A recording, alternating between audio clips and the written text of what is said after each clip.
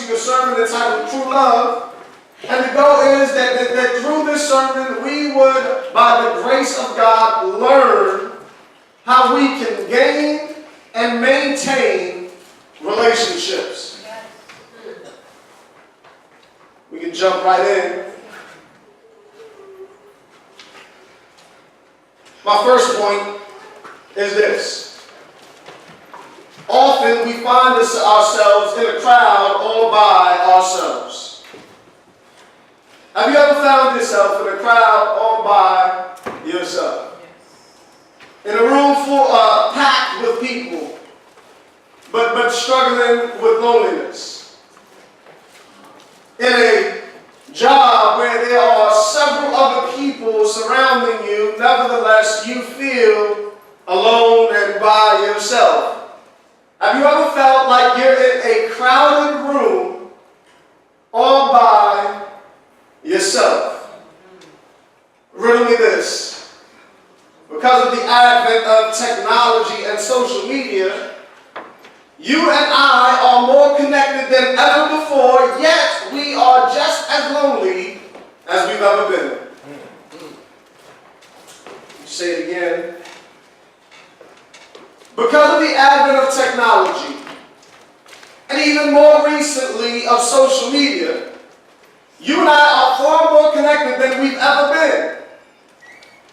But just as lonely as we've always been. Remember moving from New York City here to South Florida, and I barely knew anybody in South Florida. I didn't even know my family that was here in South Florida. Everybody I knew was in New York City, mostly in Brooklyn, in the Harlem area. And our family moved from New York City to South Florida. And when we moved from New York City to South Florida, again, everybody I knew and loved was in New York City. Now, when we got out here, it was like every week or so, I was sending some letter to New York City to one of my friends, to maybe a family member, or I was on the phone for hours and hours with friends and family back in New York City because everybody I loved, everybody I was in relationship, they were over there. Well, you've heard the saying, out of sight, out of mind. There's this thing that happens, and that happened to me. After a while, I stopped writing as many letters as I was when I first moved out here. And after a little bit more time, I stopped making the calls that I had originally made. And all of a sudden, there began this disconnect with me and my family and friends over in New York City. That went on for several years. Well, social media came on the scene. And when social media came on the scene, this amazing thing happened with regard to myself and my family and friends over in New York City. You know what that is, right? All of a sudden, after many years, we've reconnected. Yes. We've reconnected because of the power of social media. Social media gave me the ability to be, in some sense, in a social community with them on a regular basis. So today I'm more connected to them than I was in a time where there wasn't really social media popping. But when I first moved out here, I disconnected from them. That's a little bit of the testimony of social media. Maybe you're in this room and maybe there's some family that either, one, you were disconnected from, and then you connected back to when Facebook and all that started popping. Or even more than that, there's probably somebody in this room who never met a family member in person. Never seen them, didn't even know that they existed. But then social media came on the scene, and when social media came on the scene, all of a sudden you got connected to them, although you never spent one day in your life with them. You barely knew them, or maybe you've seen them once or twice in your whole life. See, because of the advent of social media, we're more connected than we've ever been. We've never been as connected as we are today. We've never been connected to more people in different places than we are today. For the most part, growing up, I knew people in New York City. I knew people in Brooklyn, in Harlem. I knew some people in New Jersey. And I knew I had family in South Florida and abroad, but I didn't know them. I was connected to people in New York City for the most part. But then all of a sudden, social media came on the scene. I'm trying to help you all today. Yeah. And when social media came on the scene, watch this. Now I'm connected to people in New York City, to people in Puerto Rico, to people in Chicago, to people in Minneapolis. I'm connected to people all over the place because of this thing called social media. Now, social media has allowed us to become more connected than we've ever been. Yet, we're just as lonely as we've ever been. Again, it's like we're in a crowd all by ourselves. Many in the U.S. view the increased use of technology as even a major reason why people are lonely or socially isolated. And I wonder if the non-costly connection that social media provides has cost us real loving relationships. Oh, y'all can hear me up. I wonder if the non-costly connection that social media provides has cost us real loving relationships. Studies show that 1 in 5 adults struggle with loneliness. That about 1 in 5 people struggle with loneliness. To make matters worse, as a culture, we've made the disconnect a thing to be celebrated. I remember that song by DJ Khaled and Drake? No new friends, I'll go. No new friends, no, I can't sing, I ain't gonna do it. No new friends, no. So we're disconnected and we've made our disconnection something to be celebrated. Think about it. We're in a crowd all day on most days. We're in a crowd at work. We're in a crowd at home. And we're in a crowd at church. We're constantly finding ourselves in some crowd. So why do we feel like we're all by ourselves?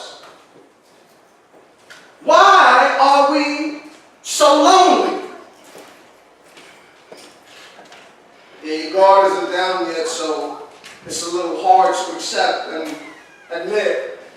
And while we find ourselves in crowds, we find ourselves just as lonely as we've ever been. See, as a pastor and a counselor, the pastor to you and the counselor to you, and as a chaplain and counselor to the inmates over in the prison, and as a mentor and a pastor and a counselor to our teens with the Real Talk mentoring program, and as a leader in our community, I get the great honor and privilege of speaking to a lot of different people all the time. And what I find as I talk to more and more people is that black people and white people, Latino people and Asian people, married people and single people, employed people and unemployed people are lonely. The dilemma is this though. Most of us work, which means that you spend about 8 hours of your day, about 5 days out the week, around people. A lot of us are in relationships. So when we go home, we're not going home to ourselves, we're around people. And you hear this morning, well, you're at a church. And you probably go to church or a church function once or twice a week. And there or here, you're around people. We're constantly in a crowd, so why is it that we still feel lonely? I'm going to tell you why, and I pray that you would sit with this for a moment and let it sink in. I think the reason why we find ourselves in a crowd all by ourselves is because we have an almost impenetrable wall up, created by the hurts, pains, and disappointments that we've experienced in past relationships that hinders us from loving and being loved now. Say that one more time. I think the reason why we find ourselves in a crowd feeling like we're all by ourselves is because we have an almost impenetrable wall up that has been built up through bad past experiences of hurts, pains, disappointments from past relationships that hinder us from today loving and being loved, or giving love and receiving love. See, the heart is the emotional and spiritual center of our being. And when our center is repeatedly attacked and abused and disappointed and hurt, our minds, or our subconscious minds, without us even thinking about it, they build up walls to protect our hearts from experiencing more heartaches, heartbreaks, and disappointments. This wall, it blocks us from fully opening our hearts to others, making it hard, again, for us to receive love and to give love. This leads, obviously, to all type of depression, isolation, and disconnection from others. Are y'all following me today? I think that the reason why we find ourselves again in a crowd all by ourselves is that we've been in some relationships. I'm not talking about marriages. I'm not talking about even romantic relationships. I'm just talking about in relationships. It could be in a relationship with your friend, or a parent, or a co-worker. But I think we feel like we're in a crowd all by ourselves so often. And I think that 1 in 5 people are struggling with loneliness, not because they aren't around people, because we're with people at work, at home, and at church. But I think the reason why we feel like we're in the crowd all by ourselves is because we've got some walls built up that have been developed because of past hurts, pains, frustrations, disappointments, and abuses. Now, here's the thing. The Bible ranks the ability to love and be loved in the context of relationships as the most important thing in life. Follow me. We struggle to freely receive love, and we struggle to freely give love in the context of relationships because of these walls that have been built up because of our past pains, heartbreaks, heartaches, and disappointments. So we struggle to gain and maintain relationships, but we got a dilemma if we call ourselves followers of Jesus on today, because Jesus answered the Jewish lawyer who asked him what is the greatest commandment by saying it is to love God and be in relationship with Him. Yes, sir. To love your neighbor and be in relationship with them. So we got a dilemma. We got walls built up that hinder us from gaining and maintaining relationships, and yet our primary call as Christians is to gain and maintain relationships. Are you with me? Yeah. Primarily a loving relationship with God, and then a close second, a loving relationship with others. The entirety of the Bible is speaking to these two things and makes the virtues of loving and being loved essential to our faith. Friends and family, in the growth track, we've been talking about the essentials, the non-essentials, and our primary beliefs. And one of the things that I need you to know on today, church family, gain and maintain relationships is an essential of the faith. I don't know if you're with me on this morning. Here's what I'm saying. Our ability to gain and maintain in this Christian life is not an optional thing for the more extroverted ones of us.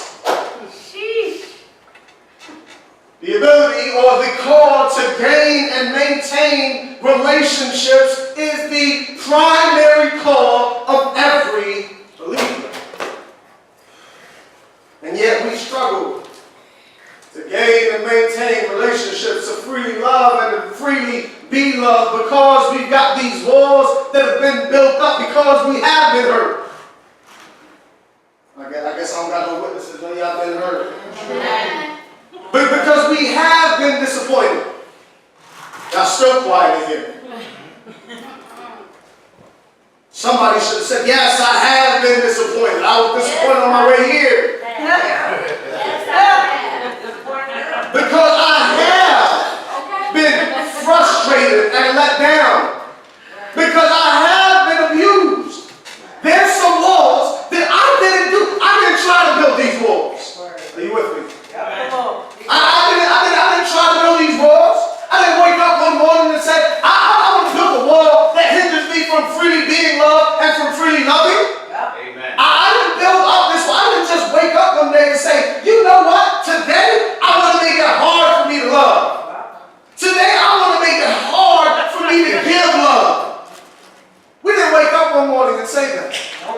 We didn't wake up one day, or we didn't get up one day and say, yo, this is what I'm going to do today. I'm just not going to receive love, and I'm just not going to give love. We didn't do that. What happened was, we got hurt. We got disappointed. We were maybe abused.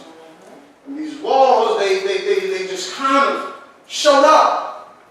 These walls, they just kind of got built up subconsciously. It happened. I wasn't thinking about it. I didn't try to do it. But these walls, they got built up so that now I struggle obeying the primary command of Jesus. This is an essential to our faith. Wow.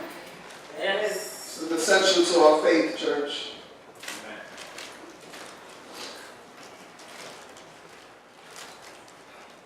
Believer's relationship situation being marked more by disappointment, brokenness, distrust, and disunity than by the love of Jesus speaks to a terrible disconnect in the believer's faith and practice. Say it again. A believer's relationship situation being marked more by disappointment, brokenness, distrust, and disunity than by love speaks to a terrible disconnect in the believer's faith and practice. So many Christian homes being shattered by divorce, and so many in marriages right now who might as well be divorced. Do you hear me? So many of our marriages are shattered. We've been beaten up because we've done things that lead to distrust, and things have been done to us that cause us to struggle to trust. So many of our marriages ending up in divorce, and so many of our married people in marriages but unhappy. And we say, well, this is just part of life. And we say it just kind of happens, you know. Sometimes people just fall out of love. But friend, by the way, we're a gospel center church, and we believe in all of grace. Amen. But I want to make it clear to you that your struggle to love and your struggle to be loved and to give love speaks to your disconnect with faith and practice. We'll say it one more again. Believer, your struggle to freely love and your struggle to freely receive love speaks to your disconnect of faith and practice. See, we didn't choose to build these walls. Nevertheless, we've been called to, by the grace of God, tear down those walls. Wow.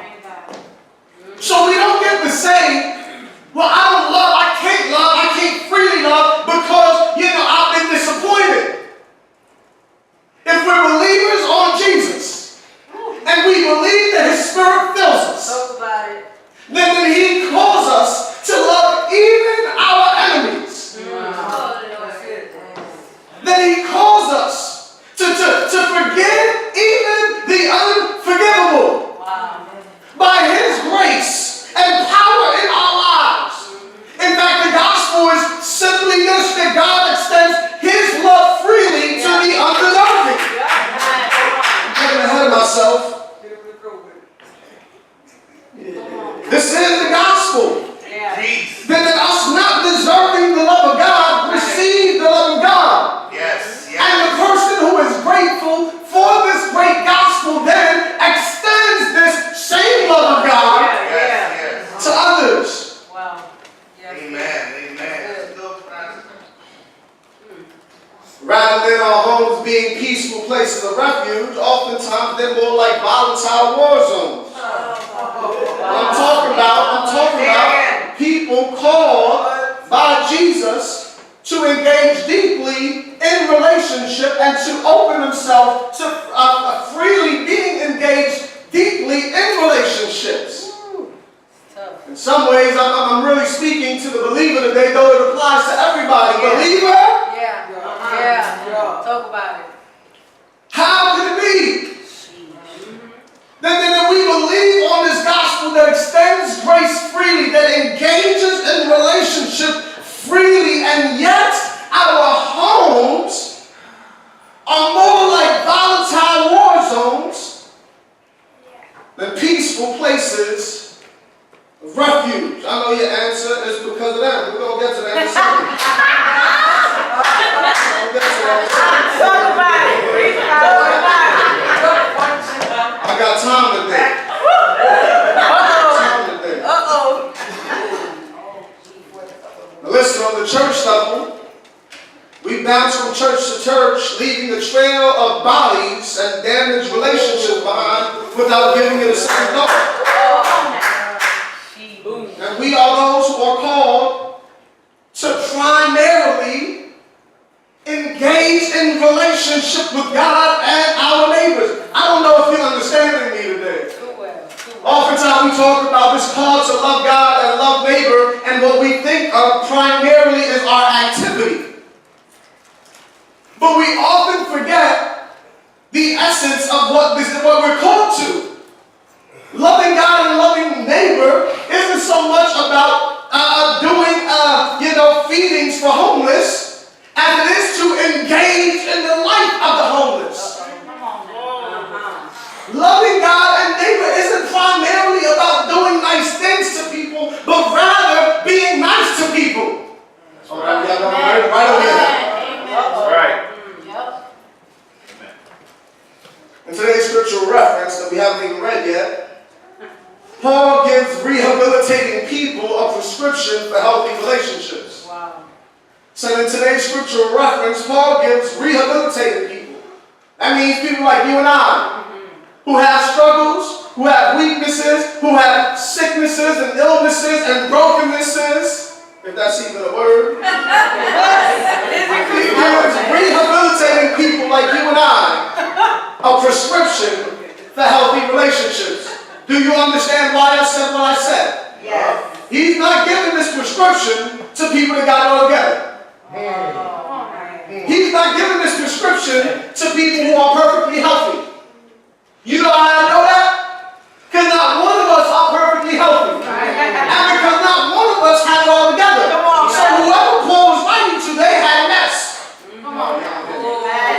Whoever Paul was writing to, they had drama and they had struggles and all the rest. So he gives rehabilitating people, because rehabilitating people is all that there is, a prescription for to healthy relationships. And if you practice these qualities consistently, you'll have much greater or healthier relationships. Now, I want to be clear. There's nothing easy about the prescription or the medicine that Paul prescribes in this text. There's nothing easy about it. Goes down hard. The medicine only works. It only works for those who have died and are dying. Come on. Say it again. Not easy medicine. Oh, The man. medicine that he gives here only works on those who have died or are dying.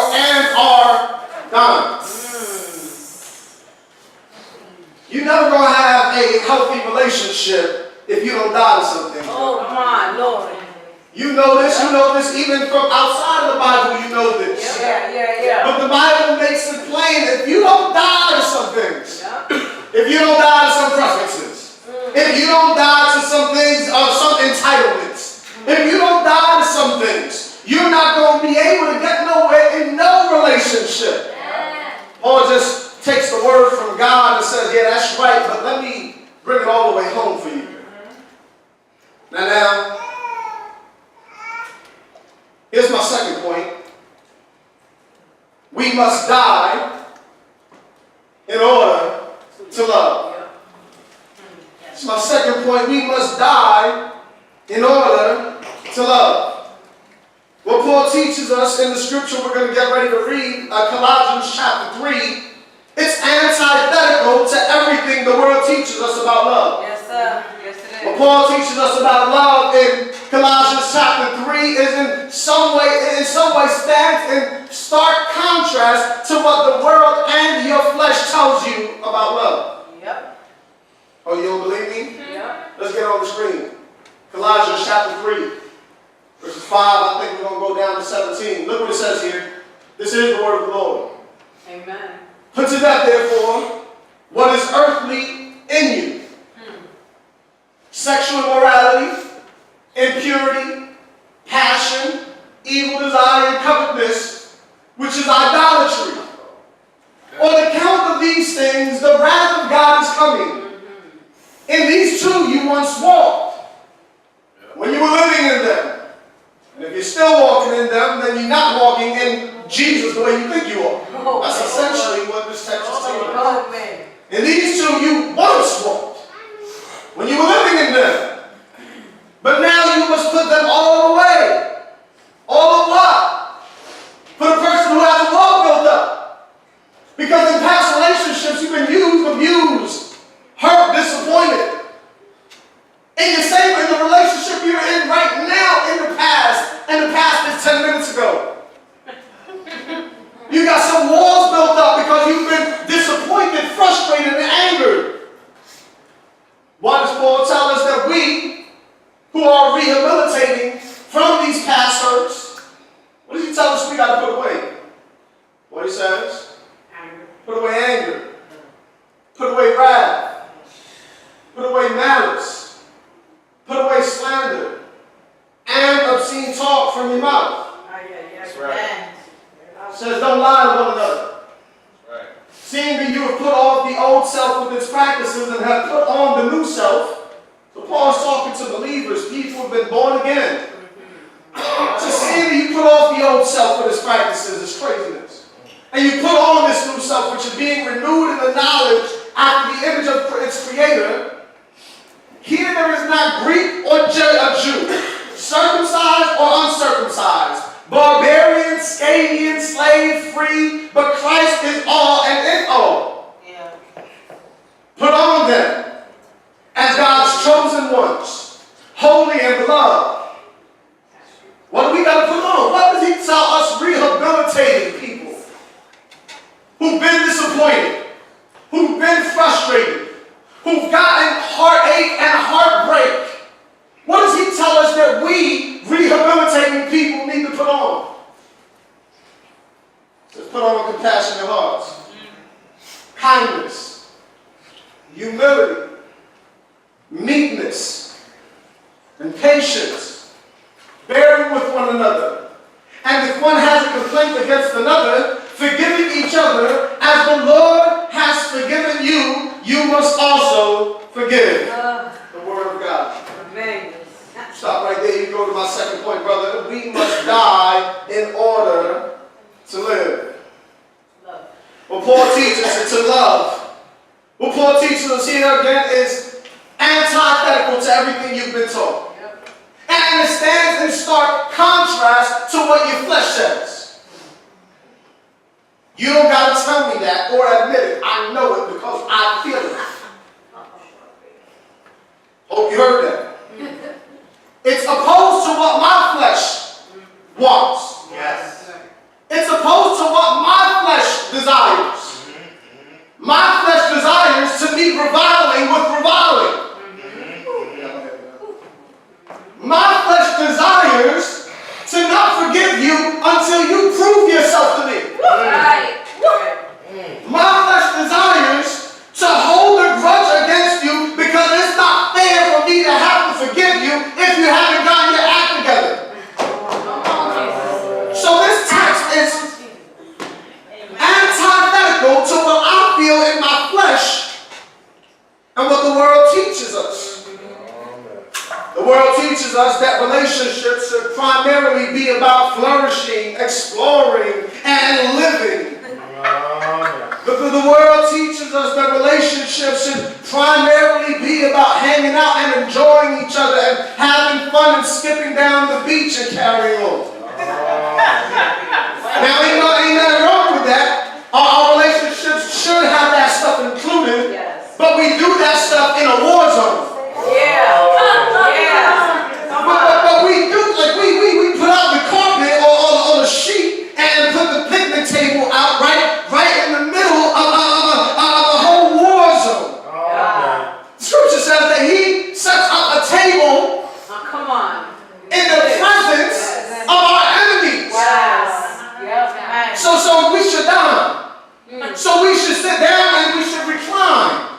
But the context that we recline in and the context that we chilling, if you didn't know, now you don't know. It's a broken, damaged, volatile context every time.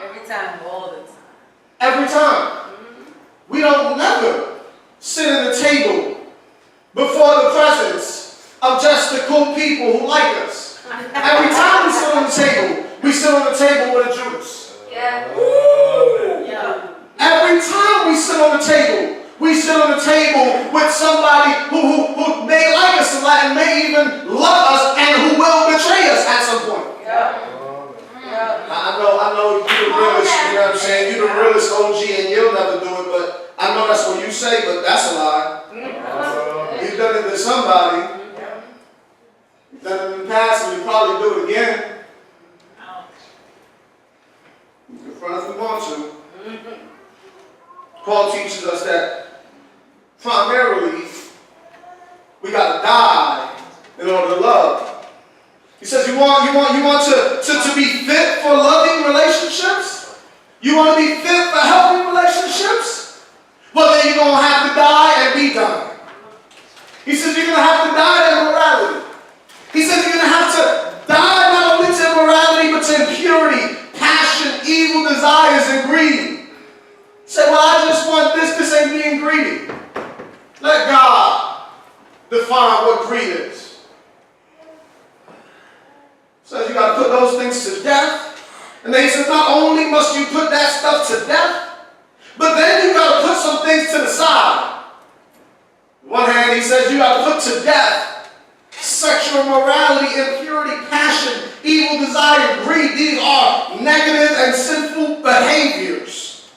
And then he says, not only do you have to put those negative and sinful behaviors to death, but then you're going to have to put some things to the side. Follow me. He says there's some activity you need to put to death. Then he says there's some qualities that you're going to have to put to the side. Okay. Brother, put me on the screen at verses 8 through 9. Verses 8 through 9. In verse 5, he told us the activities we have to put to death. Sexual immorality, impurity, evil desires, greed, and passion. These are things that we do. But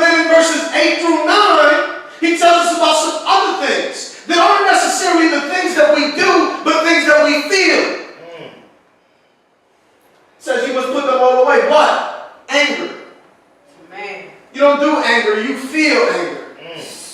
Wrath. You don't do wrath, you feel wrath. Malice, slander, and obscene talk. This is the overflow of what's going on in the heart. Paul says, you want to be fit for healthy relationships? You got to put to death some things, and then you got to put aside some things that you don't got no choice but to feel. You know you ain't never going to be able to put to death anger, right? Yeah, not with me. You're sleeping. You ain't never going to be able to put away wrath. Somebody's going to get you real upset.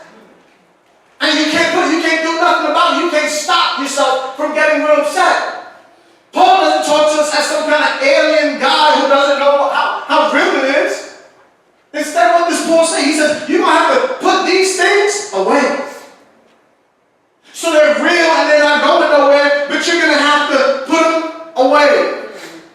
And then he doesn't stop there, but verses 12 through 13 tells us this. He says, you're going to have to put to death some activity, you're going to have to put away some feelings, and then you're going to have to put on some things.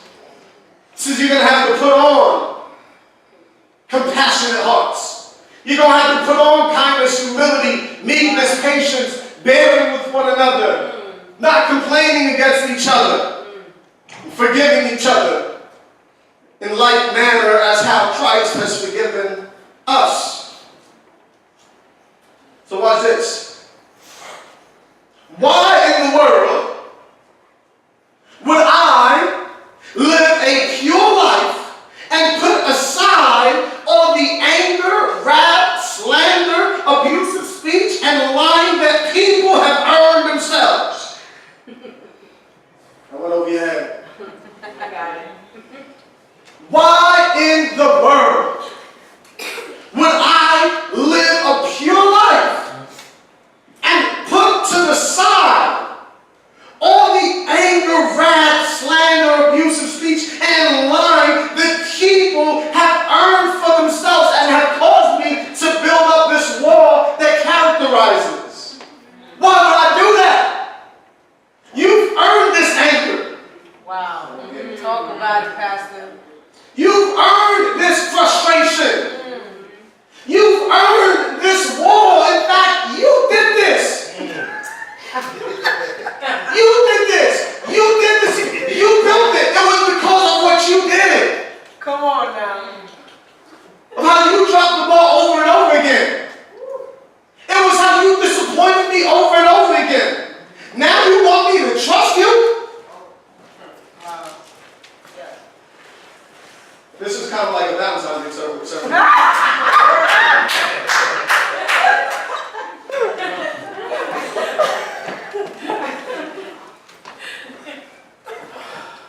Paul, you done lost your mind, Paul. You done lost your mind. You done lost your mind. You want me to put to death things that feel good to me. Y'all not hearing me.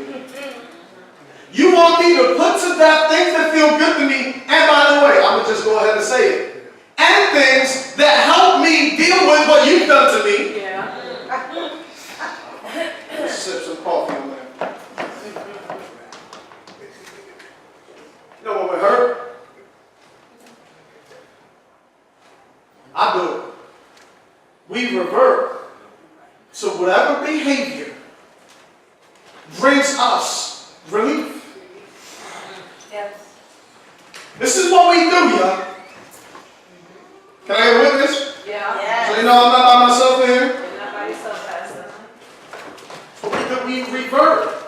And listen, I almost want to say, but it wouldn't be biblical, but I almost want to say that we have good reason to revert to that stuff. Because if you knew the way I was hurt, if you knew the way I've been disappointed over and over again, then I should be able to act however I want to act. I should be able to do whatever I want to do. Because I've been hurt. And so, however I behave now that I got this wall, you're going to have to deal with it. this is a Valentine's sermon and a church membership sermon, by the way. I ain't lying. These things apply to all of our relationships. I'm not going over there, and I'm not going to Cru today, because when I was at Cru, somebody dropped the ball. And so because somebody dropped the ball, now, see, I got this wall up, and that's why I'm not showing back up. And you're just going to have to hold all of that, because you should have never done what you did. Or, I'm in a married relationship. And I'd have been hurt and disappointed. And now I'm behaving the way I'm behaving, and I got all this anger and frustration, and you're going to have to hold this because of what you did. And I get that.